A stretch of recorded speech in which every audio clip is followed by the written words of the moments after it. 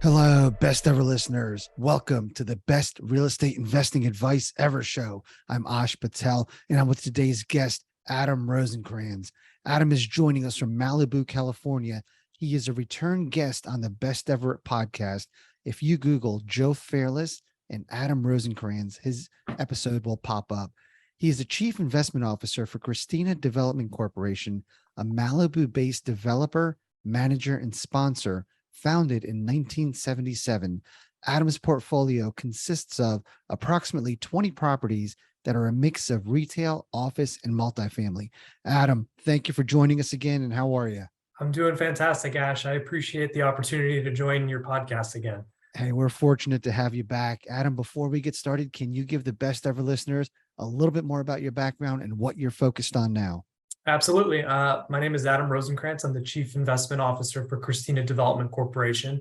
Christina is the sponsor of Christina Real Estate Investors, which is a programmatic series of private equity real estate investment companies that gives accredited investors across the nation the opportunity to own tangible pieces of investment grade real estate in the West Side region of Los Angeles. So that's Santa Monica, Beverly Hills, Century City, West Hollywood, Malibu, and Silicon Beach. So oftentimes, exclusive and unattainable markets for investors to reach. We provide them with an opportunity to invest alongside with us. I've been at Christina now for 4 years, a little bit over 4 years. Prior to that, I worked for Wells Fargo Private Bank's real estate asset management group in San Francisco. So I managed, multi-$100 million portfolio comprised of mixed use, office, retail, multifamily, shopping centers, the whole shebang. And my region was from Monterey up to Humboldt to parts of Southern Nevada. And then we also had, a portion of the west region of San Francisco Bank, of Wells Fargo's bank. So we had a pretty expansive real estate portfolio, and it was a lot of exciting product types and, just a great opportunity for me. But, I'm thrilled to be at Christina where I am right now. And, we have some really exciting projects going on. And, we have actually, I think it's 27 properties right now, all within the prime West Side region of LA. And we're doing great. We have 400 accredited investors. So the company is growing pretty extensively right now, and we're excited. Adam, a lot of people, when they send a bio, they talk about dollar amount of assets under management or number of units that their LPs on. You were pretty humble and just said 20 properties, which is actually underrated. It's 27. But can you give us the approximate value of those properties, just to put things in perspective?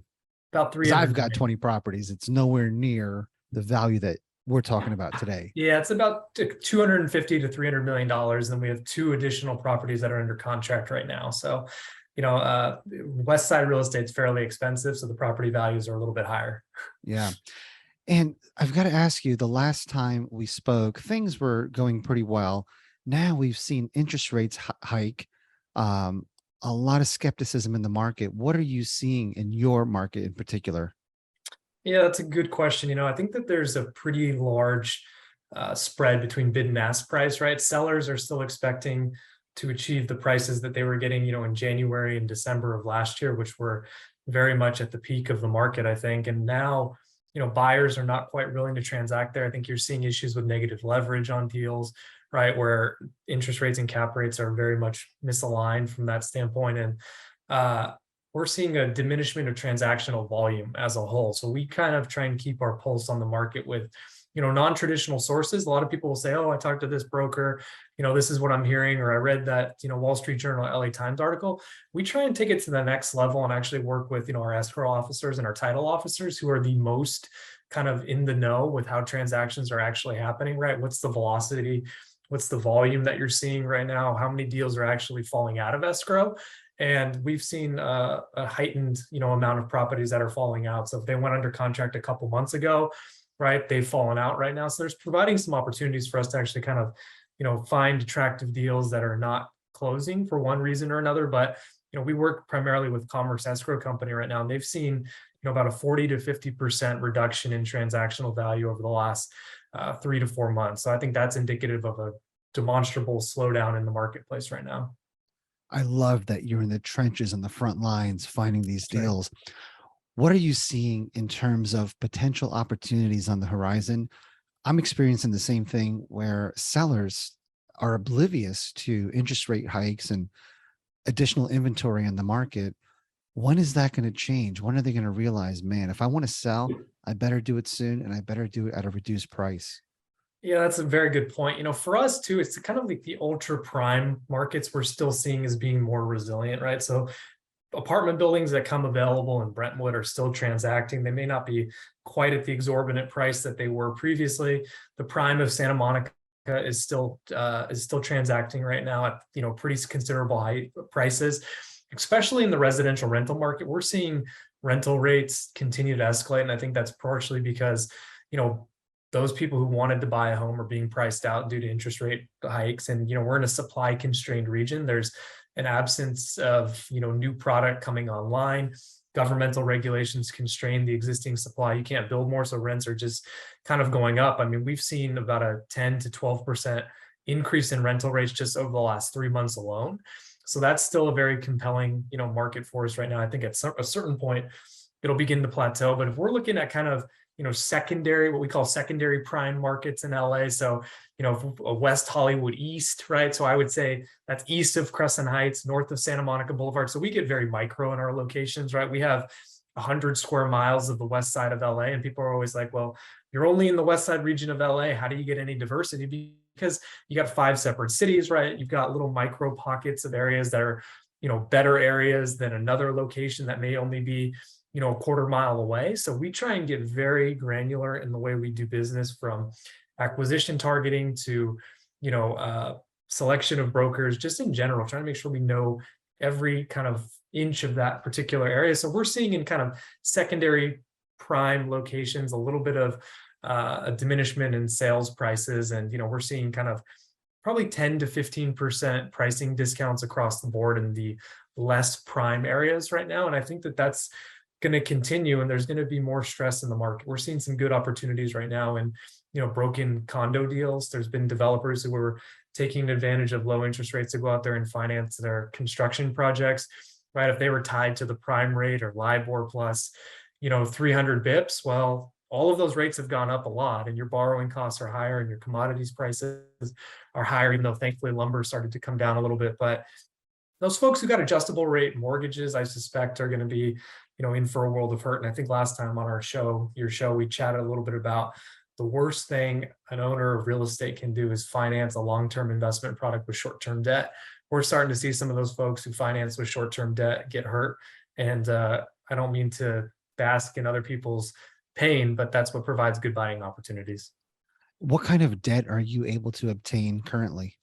So we're still always looking for fixed term, long-term debt. So our private equity companies have, at least a 30-year horizon. And that's because it allows us to capture 30-year mortgage rates, right, on multifamily properties.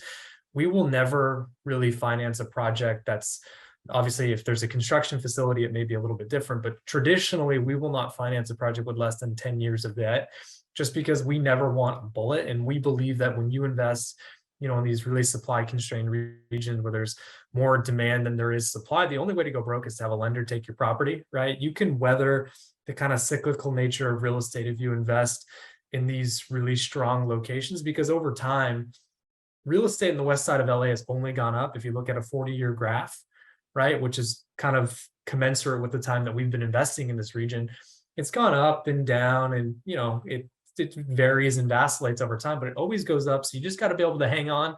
You never want to finance a real estate project with short-term debt. So we use the fact that our principal, Larry Taylor, and our management team will personally guarantee the debt as well. So we collateralize these investments with our personal balance sheets, and that's given us a credit enhancement. I think that's something that's very unique between us and other sponsors is, sure, we're in a single action state in California, but we do recourse debt, right? From the standpoint of, we're personally on the line, and we want to make sure that that investment performs, but we get a material credit enhancement that's a benefit to our investors by having a reduced rate. And the benefit of doing recourse debt is you're putting less dollars down. Correct. Are there any other benefits? No. Yeah. Yeah. Yeah, but it makes a huge difference in terms of cash and cash returns. How long are you in these investments typically?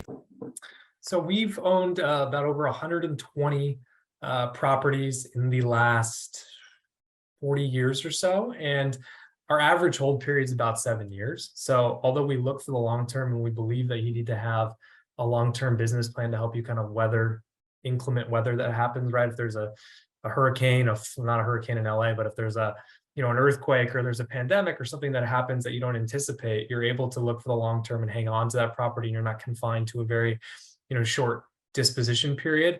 But we also have properties, I was at a property yesterday that we've had since 1985, because that property has returned the capital, 4 or 5 times over to our investors. And, it's just been a kind of a slot machine for us. So we've got ranges, we've had properties we've held for 3 months, we've had them for 30 years, but the average hold period has been about 7 years.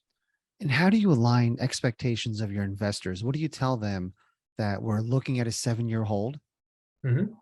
Yeah, so we let them know, traditionally what's happened in the average, which has been about 7 years, but that we look to the long term because that mitigates downside risk for us. And we believe that these properties, owning them long term, will have, significant appreciation potential. And we don't want to, squander that upside. But, look, we have to balance the fact that we have investors with different types of profiles across the board, some of which are looking for, liquidity and they want quarterly distributions, some of which are looking for, just long-term cap appreciation and, tax advantage distributions that are traditionally larger through refinance and sale.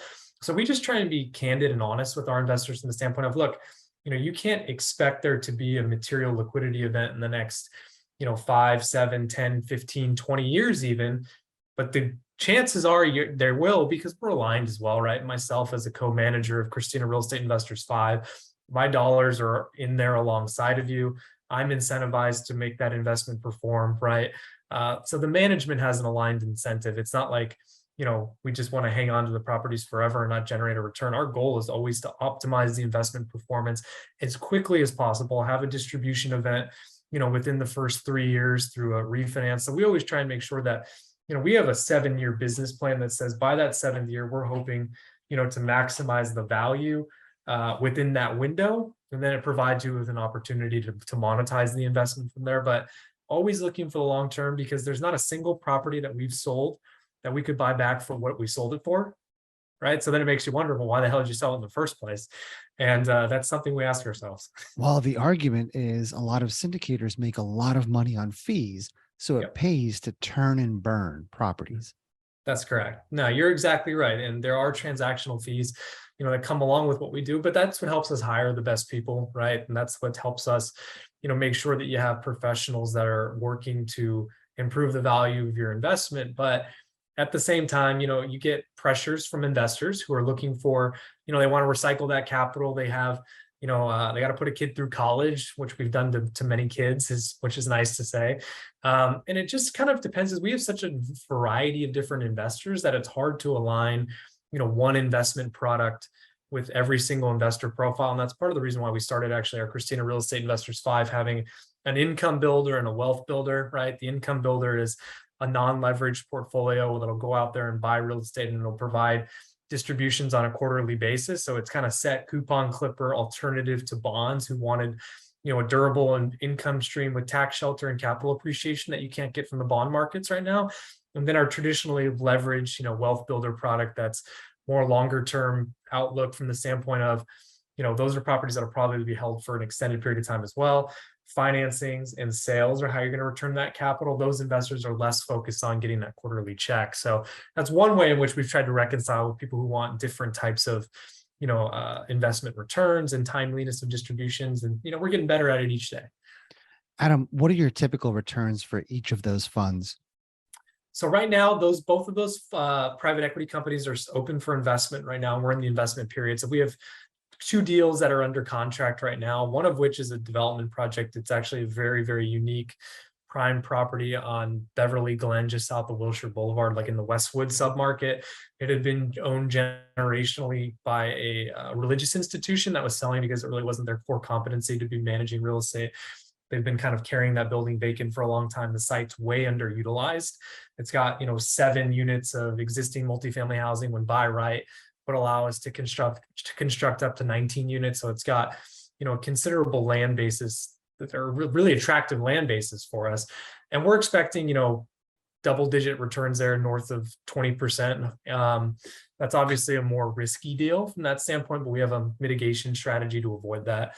But on the income builder, we're kind of anticipating income yield will be somewhere in the ballpark of 4%, but total return, including appreciation over time, will get you to low, probably 10 or 11%. So still very strong returns, but more, stable from the standpoint that we're not going to be doing any development activities or any kind of high risk value add strategies on that. We're looking for more core plus deals that are stabilized that we can just, kind of take on our own existing, put within our property management team and, improve some of the efficiencies there. So a little bit lower risk, lower return, but overall very good, especially in this market. I'm guessing your investor profile is fairly unique. Who is your typical investor? Yeah, that's a good point. So we have a large contingency of doctors right now.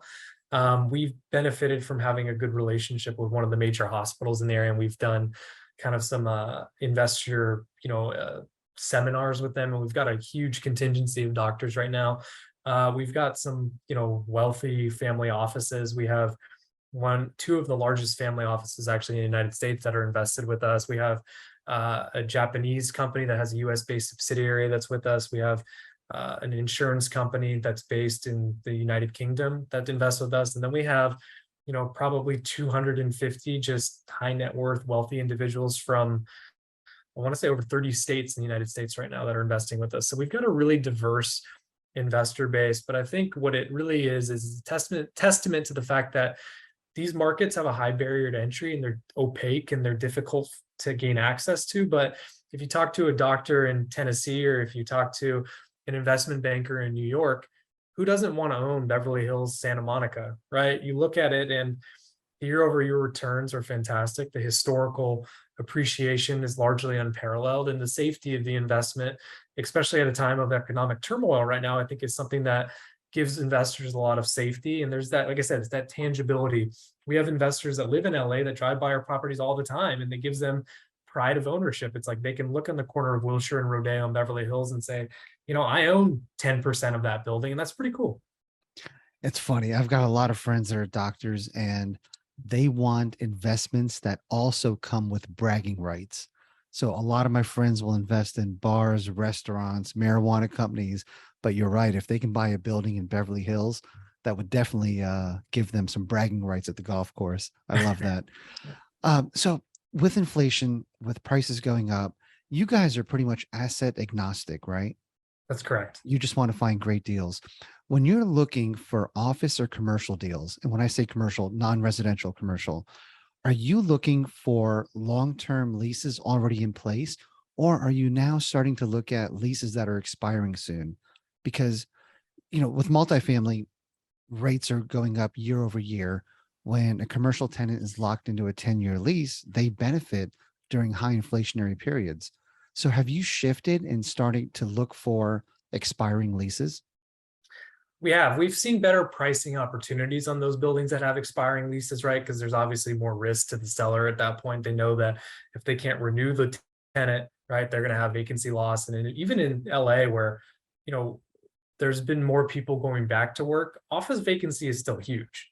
And that's a very significant risk. And I think property owners are conscious of that, and they're willing to provide, more attractive buying opportunities to you. And for us, we're looking for those office space, for instance, that has, the potential for conversion to residential. There's so many incentives that local governments and the state government is giving to property owners to convert non-habitable space to habitable space. We're looking, does that have one path to monetization? For us as well, if we can get a seller to carry back financing on it, right, we're more willing to take a risk on a property that's got an expiring term lease. Because as you all know, when you're trying to finance, a property that's either partially vacant, becoming vacant, or has a high potential of, being vacant, lenders are very risk adverse to that. There's been a significant tightening in the credit markets for retail and office properties that don't have long-term durable leases in place through credit tenants, because there's a lot of apprehension, I think, in the lending world of how these properties will perform. So there's definite pricing opportunities in those spaces. For the income builder, though, however, that portfolio, we love long-term leases that are in place, even if they're slightly below market today, as long as they have some sort of, inflation guard in place, even if it's not a full, you know, CPI increase, even if as long as it's getting some fixed increase that's going to keep up somewhat with inflation, it kind of meets that investor profile return kind of standpoint that we need to hit. So we're trying to make sure that these properties align with our stated investment strategy for each private equity company that we have. So we kind of look at different types of deals for different fund that we're looking for a property on right now. For the wealth builder one, for instance, we would be more willing to take a deal that has an expiring lease and say, you know what, we're going to take advantage of a discounted value right now. We think that we can relet this space, within a reasonable time frame. And we just know that if you hold it for long enough, you're definitely going to make a heck of a return just looking at the appreciation in this marketplace as a whole. But I just think in a more simple way to answer your question, it depends on which private equity company we're trying to fit that property into. Okay, so what about those individuals that want to hit a home run? They don't want the boring investment. They want to risk their capital and they want to swing for the fences. I think there's some interesting development opportunities out there. In LA, what has made investors over time have extraordinary returns if you're willing to take the risk of working through discretionary entitlement processes with the city of Los Angeles, city of Beverly Hills, Santa Monica, West Hollywood, which have some of the most stringent land use requirements, right? Basically, every project in the city of Beverly Hills and the city of Santa Monica require you to go to architectural review board, right? Which means that if you want to develop a vacant parcel and you want to go ahead and try and entitle that project for something that's outside of the existing zoning land use ability, you can go through that public hearing and try and get something approved. And if you put on a compelling enough case, you can get density and floor area enhancements that allow for you to develop a project that's significantly larger and more intense of a use than what would have other been allowed. But you go through the really rigorous review process, and it costs you a lot to finance that project during the time, and legal fees and architectural fees. So but if you can get it done, you can hit some absolute home runs. I'm talking about you guys. Do you not offer those types of investments? So The we very do. speculative deals? Yeah, we have a spec, this Beverly Glen property that we have under contract right now, it's speculative from the standpoint that, the primary path to monetization that we see as the highest and best use requires the demolition of what they call protected rent controlled apartment units that have very challenging land use constraints around them. We believe we can get it done. And that will, I think, produce an extraordinary, 25% plus 2 to 4x return, which I think is massive in this market in particular. And you take on a commensurate level of risk. So yeah, that would be an opportunity for you there. But we are not risk tolerant as some other investors. Our founder Larry comes from an accounting background. Vince, our CFO, is a CPA. My dad was a real estate CPA as well. So we all have a conservative investment outlook in general. We don't believe in wanting to swing for the fences. We're more looking, for doubles and triples and protecting your downside risk. And, for 45 years, we've never lost $1 of investor capital. So we'd like to maintain that. But that's something that gives our investors a lot of confidence, is we always have a backup plan to mitigate downside risk, to avoid losing investors' capital. And, we have audited investment returns that demonstrate that that's what we've been able to do. And we don't want to squander that by taking on the type of risk that we think is unnecessary or not, commensurate with the outcome. Okay, I'm going to keep pushing here. All So right. before I do, on that property that you could 2 or 4x your capital, what's the downside risk on that if things don't go the way you plan? How do you offload that property or get out of it?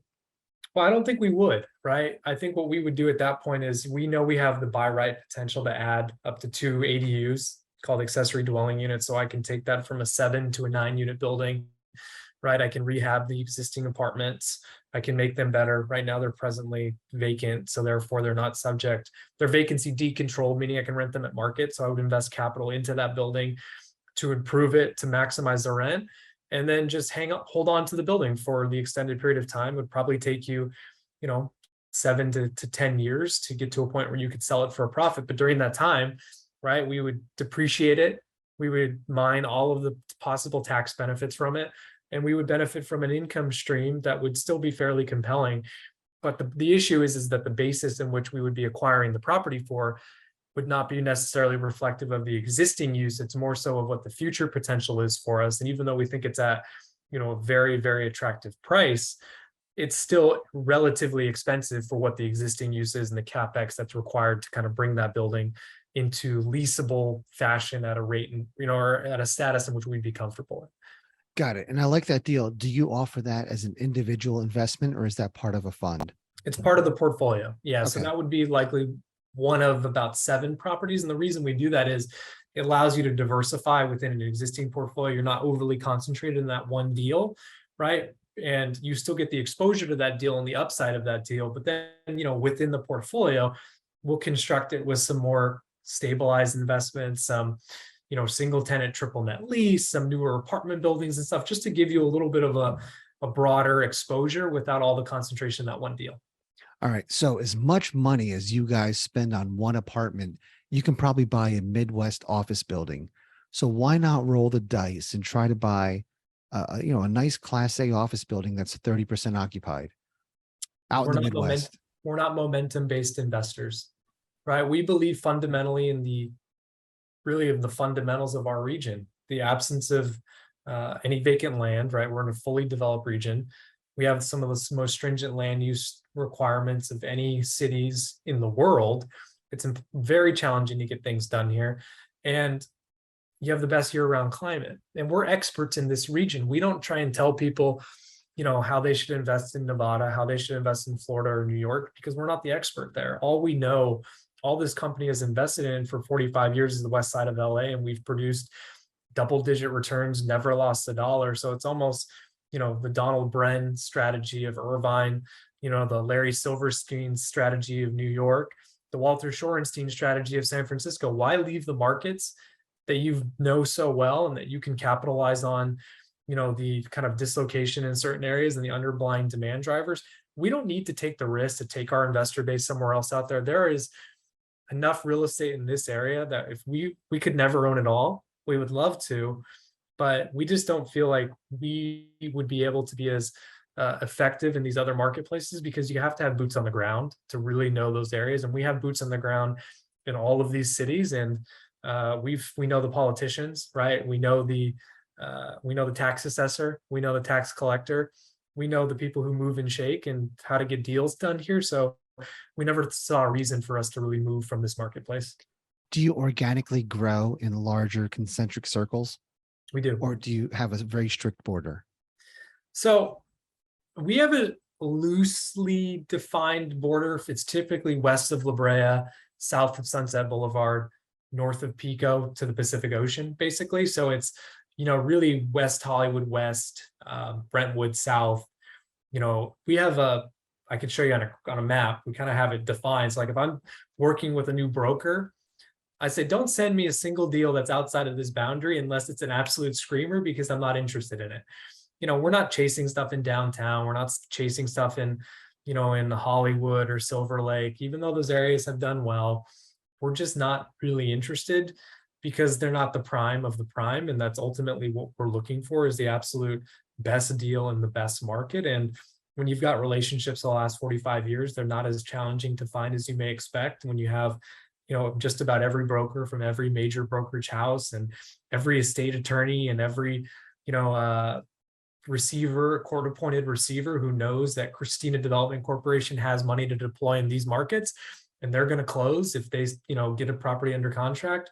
I think that's a pretty compelling competitive advantage. So, we've expanded a little bit to like Culver City, didn't always fit our marketplace. That's done well. We will conservatively branch out into there, but pretty much the 5 cities, Santa Monica, Beverly Hills, Los Angeles, West Hollywood, Malibu. That's where we want to be. And Adam, what's the minimum investment to get into one of these deals? $250,000. And your outlook on the residential market going forward? I think in the near term, very strong. We're still seeing, like I said, prolific rent increases right now. Our portfolio is about 90% plus occupied right now, with the few units that we do have available, undergoing a renovation because the tenants moved out. So I think we're very bullish on where prices are going to be from a rental standpoint in the near term. I think it'll begin to taper off. They can't stay this high forever. But the benefit that we have is there's no real material new supply coming on board, and you always have people wanting to live in Los Angeles. There's been a lot of kind of conjecture and draconian sentiment about Los Angeles and the exodus and stuff. Don't believe it's all hype, right? There's still a huge demand for west side of LA residential space, and there's never been enough existing supply to meet the demand for it. And that's why you've seen consistent year over year rental growth, but we're not going to see it at the same clip that we are presently. So I think near term, you're going to continue to see significant rental increases begin to taper off, level out. It may reduce a little bit. But we just benefit from having insufficient supply, and you're not building any more properties in this area without a pretty significant entitlement process and a building permit timeline that makes it challenging. Adam, I got to thank you again for your time today, man. Thanks for bringing us up to speed on what's going on, some macro assessments of your market. And how can the best ever listeners reach out to you? They can hit me at Adam, ADAM, at Christina, CHRISTINALA.com. Adam at ChristinaLA.com. Love to have the opportunity to chat with anybody. And I do appreciate, last time we spoke, when the podcast aired, we had 5 or 6 of your listeners reach out. So it was fantastic. Awesome. Hopefully you 10X that this time. I sure Again, hope so. man, thank you for your time, and come back and share things. If anything changes in that market or the economy as a whole, would love to have another conversation with you. Likewise. I always appreciate your time, Ash. Thanks again. Thank you. Best ever listeners. Thank you for joining us. If you enjoyed this episode, please leave us a 5-star review, share the podcast with someone you think can benefit from it. Also follow, subscribe, and have a best ever day.